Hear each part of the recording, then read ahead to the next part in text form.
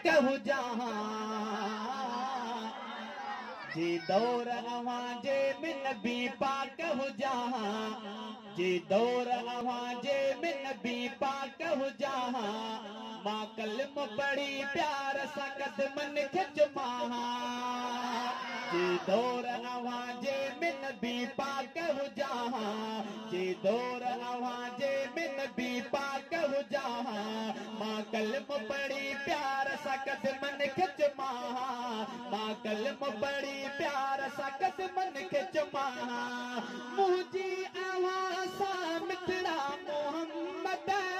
आहे महबत दिलड़ी जी चाहत मुझी आवाज़ मिठड़ा मोहम्मद आहे महबत दिलड़ी जी चाहत यौमे हशर में साईं सचा तो मुझी शफाअत घुर्जे थी जन्नत यौमे हशर में मुझी कजा तो साईं शफाअत घुर्जे थी जन्नत ए मां बदरी सदिया में भी दीवानो आवाजो महबूब मिता मुस्तफा परवानो आवाजो महबूब मिता मुस्तफा परवानो आवाजो इन दौर में शायर थी जिए शेर लिखा तो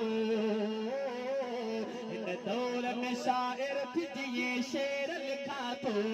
हसान जिया दौर उन्हीं में भी लिखा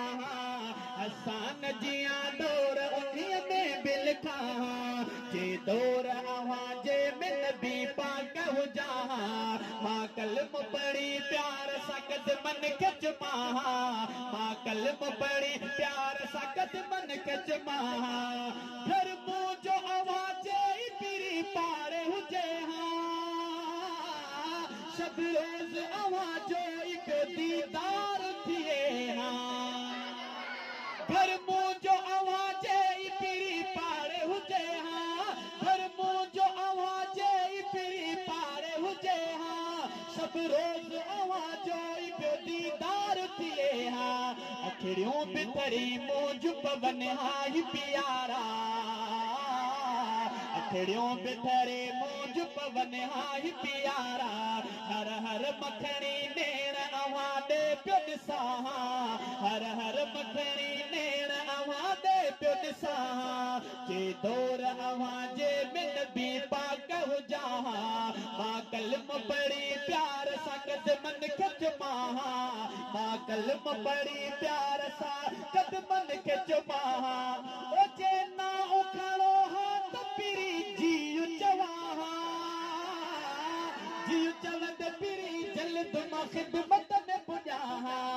जे ना उखड़ो हाथ पीरी जीउ चवा जीउ चवंद पीरी जल्द मां खिदमत में पुॼा जीउ चवंद पीरी जल्द मां खिदमत में पुॼा बाबो ऐं अम्मा घोरी महबूब अवाता बाबो ऐं अम्मा घोरी महबूब अवाता खिदमत में इहे लफ्ज़ चई अर्ज़ कया